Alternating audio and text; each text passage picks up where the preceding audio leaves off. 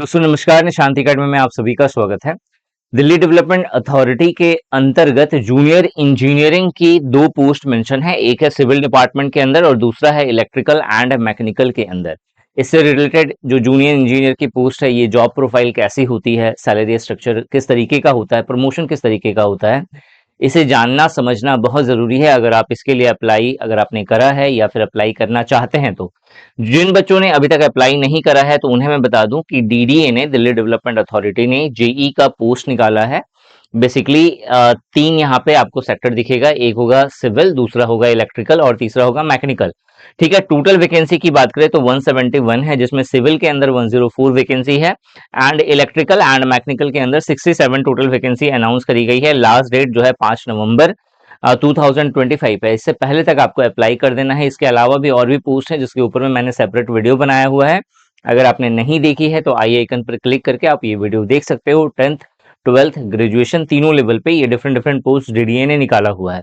ठीक है, 1600 something vacancy है और बहुत अच्छी पोस्ट है।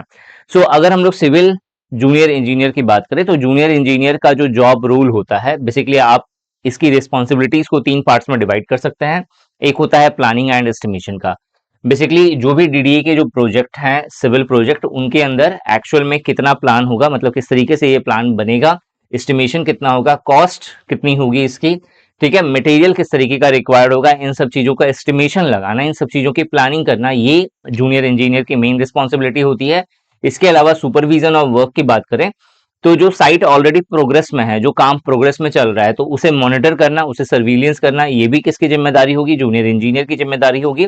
इसके अलावा मेंटेनेंस एंड रिपेयर्स की बात करें तो डीडीए की जितनी भी प्रॉपर्टीज होती हैं, चाहे फ्लैट हो गया या कम्युनिटी हॉल हो गया या फिर पार्क हो गया, इन सब को मेंटेन करने की भी जिम्मेदारी किसकी होगी, जूनियर इंजीनियर की होगी, जो कि सिविल डिपार्टमेंट के अंदर आएगा। इसके अलावा जो आपसे जो सीनियर है, जो इंजीनियर है, उन सबके काम में उन्हें असिस्ट करना, ये भी जिम्मेदारी किसकी होगी, आपकी होगी। दूसरा जो होगा वो होगा इलेक्ट्रिकल एंड मैकेनिकल के अंदर जूनियर इंजीनियर। बेसिकली इनकी भी की रिस्पॉन्सिबिलिटीज को आप तीन पार्ट्स में कैटेगराइज कर सकते हैं। एक होगा मेरा इंस्टॉलेशन एंड मेंटेनेंस, जिसमें जो भी इलेक्ट्रिकल वायर हो गया या फिर लाइटिंग है, ट्रांसफार्मर है, लिफ्ट है, या फिर इसके अलावा जो डीडीए के फ्लैट्स हैं वहां पे जो अनइंटरप्टेड पावर सप्लाई है, वो सब सुचारू रूप से सही तरीके से चले, इस चीज की जिम्मेदारी किसकी होगी, तो जूनियर इंजीनियर की होगी। इसके अलावा ऑपरेशन एंड इंस्पेक्शन की बात करें तो इलेक्ट्रिकल पैनल्स हो गया, डीजी सेट्स हो गया या मैकेनिकल प्लांट्स जितने भी हैं, उन सब में रेगुलरली रूटीन बेसिस पे इंस्पेक्शन करना, ये भी जिम्मेदारी जूनियर इंजीनियर की होती है। इसके अलावा जो वेंडर है, ठीक है, जिसके द्वारा इलेक्ट्रिक सप्लाई हो रहा है, या फिर जो कॉन्ट्रैक्टर है जो मेंटेन कर रहा है चीजों को, इन सब से रेगुलर बेसिस पे कोऑर्डिनेशन बना करके चलना, ये भी जूनियर इंजीनियर की जिम्मेदारी होती है। इसके अलावा प्रोजेक्ट असिस्टेंट, जिसमें से जो सीनियर इंजीनियर्स हैं उन्हें उनके काम में असिस्ट करने की भी जिम्मेदारी आपकी होती है।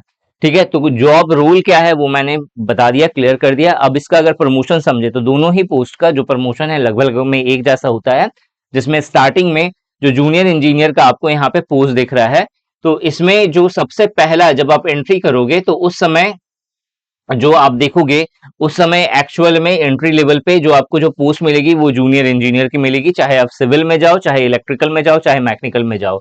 इससे 5 से 7 साल के बाद जो है आप असिस्टेंट इंजीनियर बनते हैं। असिस्टेंट इंजीनियर बनने के 8 से 10 साल के बाद, जब आपकी टोटल सर्विस 8 से 10 साल की होनी चाहिए, उसके बाद आप एग्जीक्यूटिव इंजीनियर की पोस्ट पे रिक्रूट होते हैं।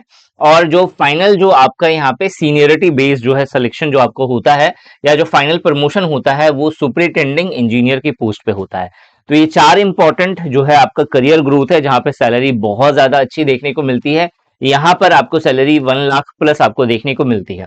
ठीक है, अब अगर हम लोग जो स्टार्टिंग की जो सैलरी स्ट्रक्चर है, अगर आप इसे समझेंगे तो यहाँ पे आपको जो बेसिक पे मेंशन करा गया है वो 35,400 से लेकर के 1,12,400 रुपए पर मंथ का मेंशन करा गया है।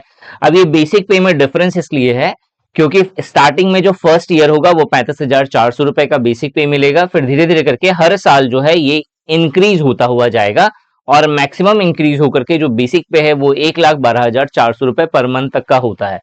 ठीक है, अब जैसे जैसे बेसिक पे बढ़ेगा वैसे वैसे और भी जो अलाउंस होते हैं वो भी बढ़ते जाते हैं, इंक्रीज होते जाते हैं। ग्रुप बी लेवल की ये पोस्ट है और नॉन गैजेटेड टेक्निकल पोस्ट है। यहाँ पे आपको ग्रेड पे जो है 4200 का मेंशन करा गया है।